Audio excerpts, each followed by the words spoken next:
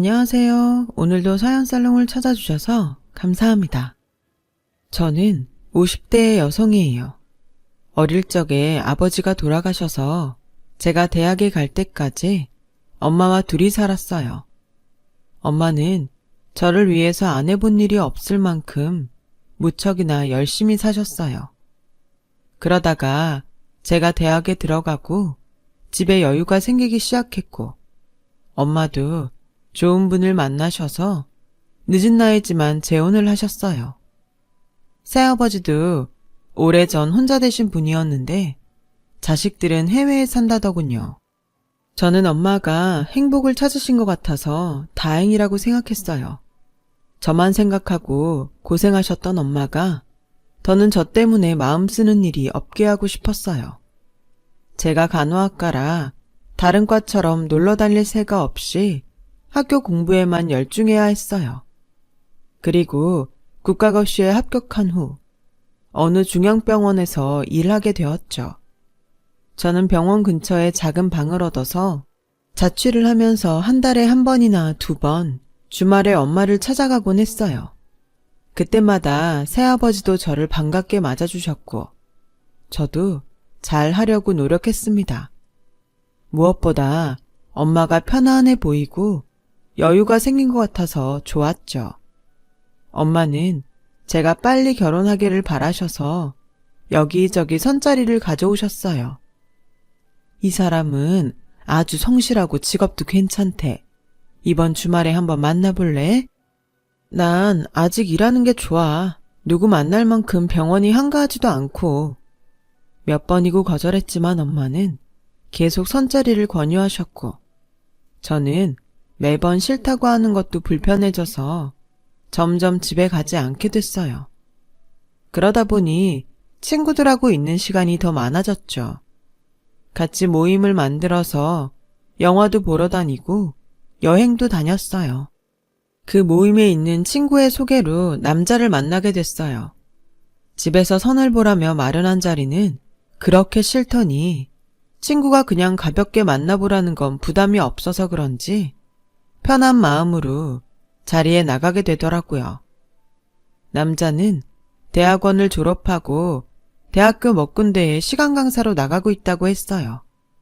원래 4년제 인문계 대학을 가서 공부하는 게 꿈이었던 저는 지적인 인상을 풍기는 그 남자에게 마음이 끌렸어요. 대학 교수로 자리 잡는 게 꿈이라는 그 사람 말도 너무 멋있게만 들렸고요. 몇 번 만나고 난 후 남자가 사귀자고 하더군요. 서연 씨, 혹시 마음에 든 사람 있어요? 없으면 마음 먹고 계속 만나고 싶어요. 저는 두 말 않고 좋다고 했어요. 마음에 두고 있는 사람이 만나자고 하는데 싫다고 할 이유가 없었으니까요. 저와 그 사람은 1년 넘게 만나면서 서로를 알아갔어요. 그 사이에 싸우는 일도 거의 없었고 성격도 잘 맞고 취향도 비슷했어요. 자연스럽게 그 사람이 저희 집에 인사를 왔고 저도 남자 집에 인사를 가게 됐죠. 남자 어머니가 편한 느낌은 아니었지만 아직 낯설고 남친 어머니니 그러려니 했어요. 그러다가 남자가 먼저 결혼 얘기를 꺼내더라고요. 저도 언젠가는 결혼할 거라고 생각하고 있어서 당연하게 받아들였죠. 저희가 결혼 준비를 시작하고 얼마 안 돼서 남자 어머니가 저를 부르셨어요. 우리 성훈이 대학 교수를 자리 잡겠다고 하지만 나는 우리 아들이 다른 가능성도 열어두고 있었으면 좋겠어. 그래서 말인데 간호사면 연봉이 그렇게 높은 편은 아니지? 우리 애 얼마나 뒷받침해 줄 수 있는지 궁금해서 그래. 이런 말이 불편하겠지만 다른 일도 아니고 결혼이야. 집안에 새 식구가 들어오는 거고 내 아들 장래에 얼마나 도움이 될지 알고 싶은 건 당연하잖아? 저도 성훈 씨가 원하는 일이라면 뭐든 잘할 수 있게 해주고 싶어요. 하지만 교수가 되는 것도 포기하지 않았으면 좋겠어요. 지금까지 그걸 목표로 삼고 왔으니까요. 어쨌든 너도 우리 애 하는 일이 뭐가 됐든 지원해줄 생각이 있다는 거지? 그런 마음이면 됐다. 성훈이가 간호사인 애를 뭐가 좋다고 그렇게 만나나 궁금했는데 좀 마음이 놓이네. 조금 기분이 상하긴 했지만 제가 그 사람에 비해 학벌이 뒤지는 건 사실이니까 부모 입장에선 그럴 수 있다고 생각했어요. 상견례 때 혹시라도 남자 어머니가 제 직업을 얕보는 말을 해서 엄마에게 상처를 줄까봐 걱정했는데 다행히 그런 일 없이 무사히 끝났죠. 저희는 많은 사람들의 축복 속에서 결혼식을 치렀어요. 신혼생활도 다른 부부들처럼 평범한 날들이 이어졌어요. 그렇게 8개월 정도 지났을 때 시어머니가 갑자기 제가 일하는 병원에 찾아오셨더군요. 얘, 너 대출 좀 받을 수 있니? 성훈이가 사업을 하게 될 것 같다. 네? 그게 무슨 말씀이세요? 그 사람 저한테는 아무 말 없던데요? 내가 지금 얘기하러 왔잖아.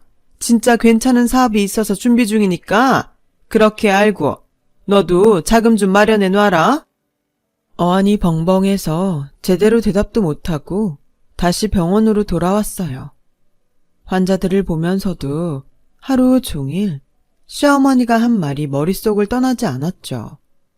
저는 집에 돌아오자마자 남편에게 사업을 시작하냐고 물었고 남편은 그럴 거라고 태평하게 대답했어요. 그런데 왜 나한텐 얘기 안 했어? 오늘 어머니가 갑자기 병원 오셔서 당신이 사업할 거라고 하는데 얼마나 놀랐는지 알아?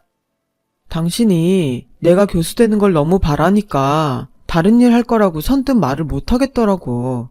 그래서 어느 정도 준비를 한 다음에 얘기를 하면 좋을 것 같았지. 내가 먼저 얘기했어야 되는데 미안해. 당신이 교수가 되길 바란 건 당신이 그렇게 말했기 때문이었어. 내가 교수에 욕심을 냈던 것도 맞지만 당신이 하고 싶은 게 있다고 하면 당연히 그걸 하라고 하지 못하게 하겠어? 그러니까 앞으로는 어머니 통해서 듣게 하지 말고 당신이 직접 나한테 얘기해줘. 당신 일인데 남한테 듣는 건 좀 그래. 알았어. 나도 생각이 짧았던 것 같네. 그렇게 할게. 그리고 이해해줘서 고마워. 저는 남편이 무슨 사업을 할 건지 물어봤어요. 그랬더니 건축 관련 일이라고 하더군요. 남편의 전공은 사회과학 쪽이라 너무 동떨어진 일 같아서 걱정이 되더군요.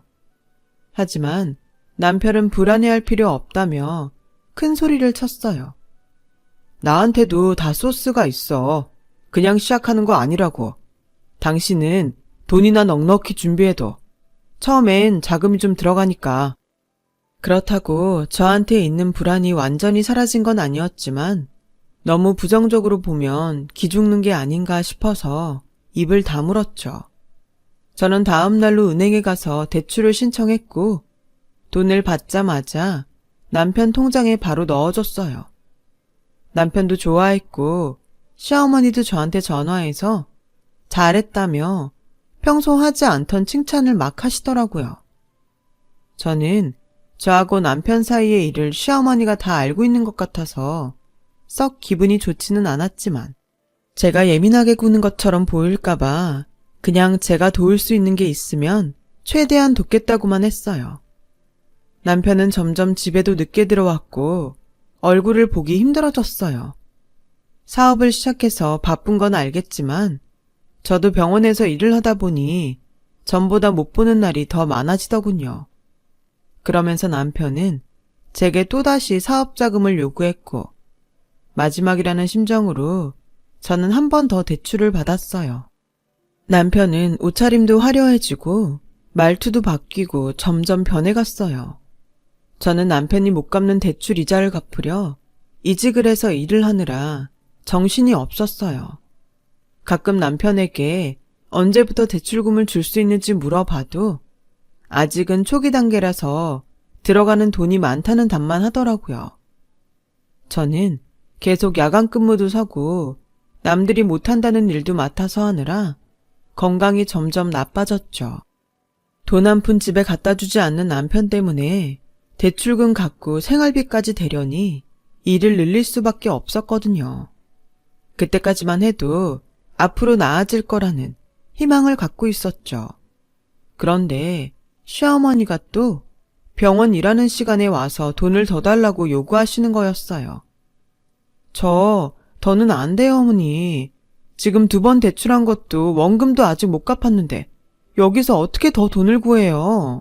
그리고 왜 사업자금 얘기를 그 사람이 아닌 어머님한테 들어야 되는지 모르겠어요.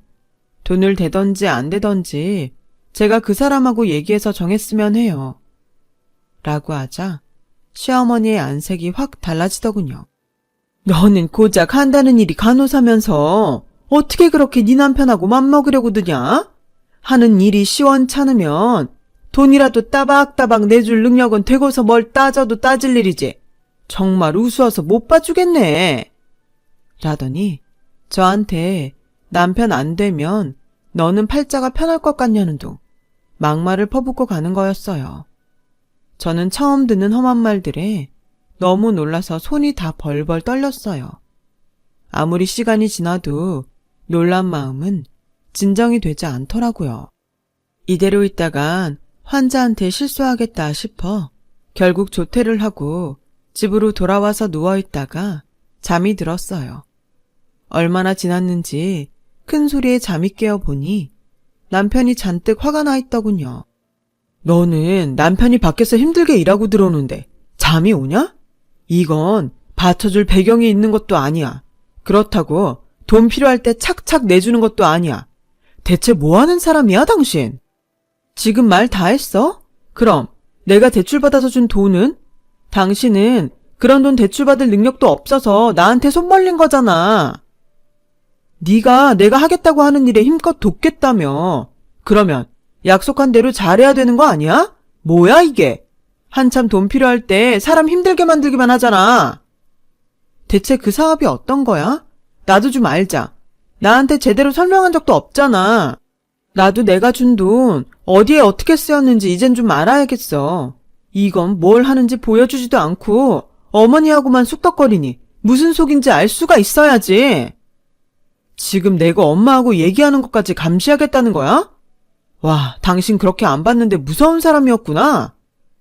라며 적반하장으로 나오는데 정말 속이 터질 것 같았어요.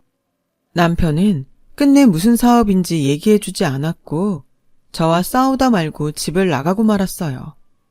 저는 남편이 혹시 돌아올까봐 계속 잠을 못 자고 기다렸지만 남편은 날이 밝고 제가 출근할 시간까지 오지 않더군요. 어쩔 수 없이 저는 남편 제일 친한 친구에게 전화를 걸었죠. 남편이 부동산 투기를 한다는 사실을 알게 됐어요. 재수씨, 모르고 있었어요? 그 자식 지 엄마가 자꾸 바람 넣어서 부동산 쪽으로 완전 빠진 것 같던데요? 땡땡동에 사무실이 있다고 들었는데 그쪽에 한번 찾아가 보세요. 저는 너무 기가 막혀서 말도 안 나왔어요. 건축 관련이라는 건 오래된 건물을 사서 리모델링을 해서 다시 파는 걸 그렇게 말한 거였더라고요. 거기에 땅 투기에도 손을 댔다는데 그런 걸 어떻게 한마디도 하지 않을 수가 있는지 배신감이 들었어요. 제가 반대할까봐 그랬다고 해도 제가 준 돈이 어떻게 쓰이는지 전혀 몰랐다는 게 너무 분하고 화가 나더군요. 너무 믿었던 거죠. 병원 근무가 끝나자마자 정신없이 택시를 타고 남편 사무실이 있다는 곳으로 갔어요. 막상 사무실 앞에 도착하니 들어갈 용기가 나지 않아 망설이고 있는데 얼마 지나지 않아서 남편이 밖으로 나오는데 혼자가 아니었어요. 보기에도 세련되고 돈 많아 보이는 여자가 남편 옆에 있었어요. 두 사람은 고급 외제 승용차를 타고서 어디론가 가더군요. 저는 다시 택시를 타고 두 사람을 쫓아갔어요. 도착한 곳은 고급 레스토랑이었는데 시부모님과 시댁 식구가 있더군요. 보니까 잘 모르는 시댁 친척분 생일 잔치더라고요. 저는 바로 그 자리에 쳐들어가서 남편을 찾았죠. 그랬더니 오히려 절 이상한 사람 취급하는 거였어요. 당신이 여기가 어디라고 와? 여기가 얼마나 격식 있는 자리인데. 그러면 당연히 내가 와야지. 이 여자는 누구야? 내 사업 파트너야. 여기서 소란 피우지 말고 잠깐 나가. 라고 했고 시어머니까지 와서 절더러 나가자고 하더군요. 이런 자리는 아무래도 성훈이한테 더 걸맞는 사람이 좋겠다 싶어서 오늘 하루 세영 씨한테 부탁했어. 근데 네가 이러면 어떡하니? 라는 시어머니 말에 정말 더는 할 말을 잃었어요. 친척 생일잔치가 그렇게 격식 있는 자리인가요? 그날로 짐을 싸서 친구 집으로 갔어요. 며칠이 지나도 남편은 절 찾지 않고 다 끝났다는 걸 직감했어요. 저도 3년간 아이가 생기지 않을 정도로 지칠 대로 지쳐 있었어요. 결국 친정으로 들어갔고 얼마 후 이혼 서류가 도착했죠. 그런데 이 사람들이 이혼 서류에 도장 찍고 나니 연락을 끊어버린 거예요. 남편이 사업자금으로 받아간 대출금은 고스란히 다 제가 갚아야만 했어요. 남편도 시댁도 다 이사를 가버렸고 저는 혼자서 발만 동동 구르는데 새아버지가 어떻게 아셨는지 제게 통장을 건네셨어요. 이거 어차피 너에게 주려던 건데 좀 일찍 받는다고 생각해라. 이렇게 많은 돈을 왜 저한테 주세요? 괜찮아요. 저 일도 할 수 있고 좀 힘들어서 그렇지 제가 다 갚을 수 있어요. 나는 너를 내 친자식처럼 생각하고 있어. 자식이 힘든데 그 정도도 못 해주냐? 결혼하고 지금까지 돈 갚는다고 고생만 했는데 받아둬라. 새아버지의 진심 어린 말씀에 눈물이 터지고 말았어요. 몇 번이고 고맙다고 했고 그 돈으로 대출금을 갚았어요. 그러고 나니 일을 무리해서 하지 않아도 되니 확실히 몸이 좀 나아지더라고요. 병원도 다시 중앙병원으로 옮겨서 일도 많이 줄었고요. 한 2년 정도를 그렇게 지냈는데 새아버지가 사업체 한 군데를 인수했다며 저에게 같이 해보면 어떠냐고 하시더군요. 새아버지와 같이 살면서 아버지가 좀 풍족하신가 보다 했는데 투자도 하고 작은 기업체도 몇 개 갖고 계시더라고요. 제가 생각했던 것보다 부자에 능력 있는 분이셨어요. 새로운 회사는 병원에서 쓰는 용품들을 만드는 회사였는데요. 제 간호사 경험을 살려서 더 좋은 제품을 만들고 싶다는 거였어요. 처음에는 많이 망설였지만 제가 경영을 하는 것도 아니고 제 노하우를 살릴 수 있는 일인 것 같아서 하기로 했어요. 또 일을 잘해서 새아버지한테 은혜를 갚고 싶기도 했고요. 처음에는 실수도 있고 힘든 일도 많았지만 현장에서 어떤 용품을 쓸 때 어떤 점이 좋고 불편한지 자세히 검토를 하니 점차 나아졌어요.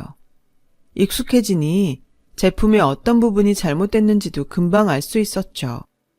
자신감이 생기니 전보다 더 많은 의견을 낼 수 있게 되더군요.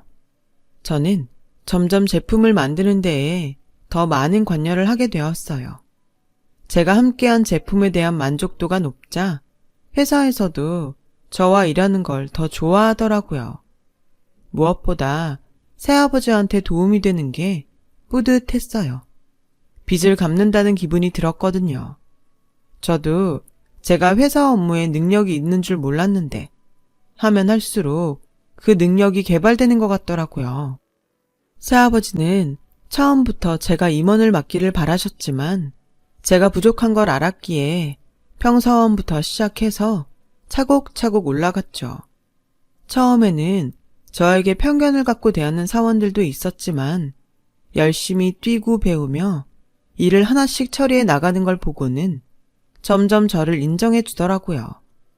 그렇게 저는 대리에서 팀장이 되고 차장이 됐고 몇 년이 더 지난 후에는 사장님 바로 밑에 상무까지 올라갔어요. 그때는 제 능력을 의심하는 사원이 한 명도 없을 만큼 열심히 했습니다. 모든 일을 완벽하게 처리하려고 최선을 다했어요. 그 사이 저희 회사는 의료용품 분야에서 탄탄한 입지를 다졌어요.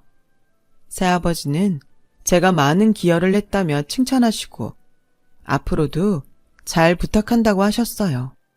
그즈음 회사가 새로운 사옥 부지로 구입한 건물이 있었거든요. 좀 복잡한 일이 생겼지 뭐예요. 알고 보니 이 건물이 다른 사람들과도 계약이 되어 있더라고요. 당연히 해약을 해야 하는데 문제는 건물주가 연락이 안 되는 거였어요. 중개사가 건물주와 모자지간이라는 게 밝혀진 거예요. 완전히 당했다는 생각에 경찰에 신고를 하고 소송에 대비해서 변호사를 선임했어요. 저희 쪽에서 만반의 준비를 마치고 기다리고 있자 얼마 안 돼서 경찰에서 연락이 왔어요. 경찰서에 간 저는 상대방을 보고 정말 깜짝 놀랐어요. 문제의 건물주와 중개사는 전 남편과 시어머니였어요. 두 사람은 저를 보더니 얼굴에 화색이 돌더라고요. 당신이 그 회사 사람이었어? 그런 줄 알았으면 진작 연락을 할걸. 그럼 일이 이렇게까지 커지지 않았을 텐데. 그러게나 말이다. 얘, 이건 무슨 오해가 있어서 생긴 일 같은데 우리가 몇 중 계약을 한 게 아니야. 일단 우리 얘기를 좀 들어줬으면 하는데 이렇게 덜컥 신고부터 하니 우리도 당황스럽다. 남편과 시어머니 말에 너무 울분이 나더라고요. 남편은 무작정 제 팔을 잡고 회사 윗사람들한테 말 좀 잘해줘. 기왕이면 혼자 오지 말고 사장님이나 대표랑 같이 왔으면 좋았잖아. 그럼 당신이 중간에서 오해도 풀고 얼마나 좋아. 오해는 무슨 오해입니까? 이미 변호사 선임해서 다 검토해 봤고요. 계약했다는 사람들도 다 만나서 당신들 사기친 거 확인 끝났어요. 그리고 제가 이 회사 윗선이라면 윗선이에요. 제가 여기 상무라고요. 라며 남편의 손을 뿌리치자 두 사람은 순간에 얼굴이 하얗게 질렸어요. 형사님, 저희 이 사람들 고소 그대로 진행할 겁니다. 절대 봐주지 않을 거니까 무조건 법대로 해주세요. 제가 아니어도 사기당한 분들이 가만 안 두겠지만 이제 곧 저희 쪽 변호사 올 거니까요. 저쪽에도 변호사 얼른 선임하라고 말씀해 주세요. 라고 경찰에게 말하고 나오려고 하자 시어머니가 제 앞을 가로막고 서더라고요.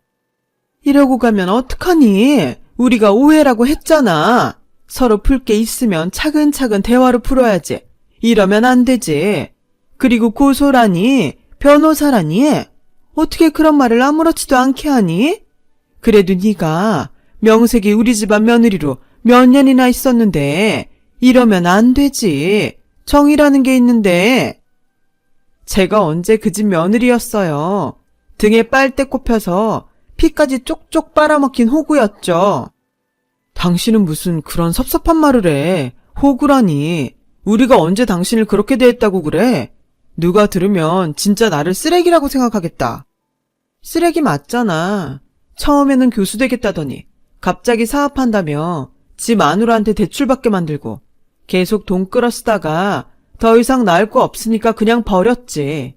그 정도면 내가 호구 맞지 않나?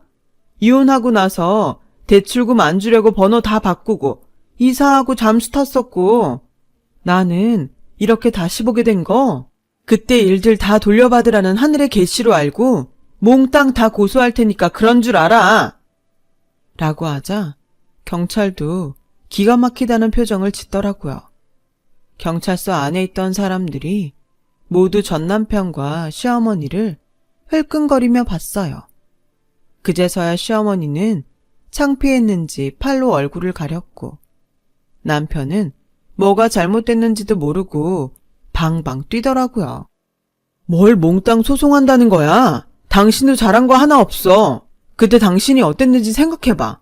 초라하고 볼품없고 그런 사람이 잘 사는 친척 모임에 가면 내 이미지가 어떻게 될 것 같아? 그때 그 사람은 나한테 투자도 했었는데 어떻게든 잘 보여야지. 사업하는 사람 아내가 그런 것도 이해 못했으니 우리가 헤어진 건데 왜 이제 와서 다 내가 잘못한 것처럼 말해? 라는데 정말 기가 막혔어요. 저는 남편은 상대도 하지 않고 경찰한테 대고 형사님, 제가 이 집 식구들 싹 다 사기 결혼으로 고소하고 싶거든요. 이혼하고 10년 지났어도 고소 가능하죠? 그렇게 해주세요. 라고 하자 시어머니가 전 남편을 뜯어 말리며 지금 그런 말 할 때가 아니야. 왜 이렇게 눈치가 없어? 예, 아가, 지금 성훈이가 한 말은 잊어버려도 돼. 그냥 욱해서 한 말이야. 신경 쓰지 않아도 돼. 엄마 미쳤어? 이런 말을 듣고도 나보고 참으라고? 나보고 사기쳤다잖아. 내가 지한테 되게 잘못한 것처럼 말하잖아. 시어머니는 계속 전 남편한테 조용히 하라며 저한테 싹싹 빌더라고요. 예, 정말 미안했다. 그땐 우리가 생각이 짧았어. 그러니 이번 한 번만 봐주면 안 되겠니? 이렇게 부탁한다, 아가야. 할머니, 저 댁의 아가도 아니고 이건 봐줄 일도 아니에요. 이건 엄연히 범죄예요. 이 일 인정 안 하고 계속 버티면 예전에 저한테 했던 일들 하나하나 다 소송 걸 테니까 그렇게 아세요. 그렇게 저는 경찰서를 나왔고 뒤늦게 남편은 자기 실수를 깨달았는지 저한테 계속 연락을 하더라고요. 저는 받아주지 않았고 건물 사기부터 해결했어요. 사기 결혼권은 입증이 힘들고 오래전 일이라서 어렵다는 건 알고 있었어요. 그냥 소송을 걸어본 것만으로도 뭔가 후련해지더군요. 결국 시어머니와 전 남편은 저와 저희 식구에게 머리를 조아리며 사과했어요. 법대로 처벌도 받았고요. 두 사람은 나란히 징역 1년을 구형받았고 집행유예도 되지 않았어요. 워낙 많은 사람이 당했고 죄질이 나빴기 때문이라더군요. 나중에 들리는 얘기로는 집안 재산도 다 말아먹고 교도소에서 나와서는 아무한테도 알리지 않고 어디로 갔다더군요. 저는 그 후로 뒤늦게 좋은 사람을 만나서 결혼식을 올리고 행복하게 살고 있어요. 친구처럼 인생의 동반자로 평생을 함께하기로 했죠. 새아버지와 엄마도 건강히 잘 지내고 계시고요. 이렇게 돌아보니 삶에는 인과응보라는 게 있더라고요. 저도 잊지 않고 좋은 일 많이 하면서 좋은 사람들과 행복하게 살고 싶습니다. 제 얘기는 여기까지입니다. 들어주신 분들 모두 감사드리고 행복하고 좋은 일만 있기를 매일 기원할게요. 오늘도 좋은 시간 보내세요. 여러분, 사연 댓글에 응원과 현명한 조언 부탁드려요. 좋아요와 구독은 저에게 큰 힘이 됩니다. 오늘도 좋은 일 가득하세요.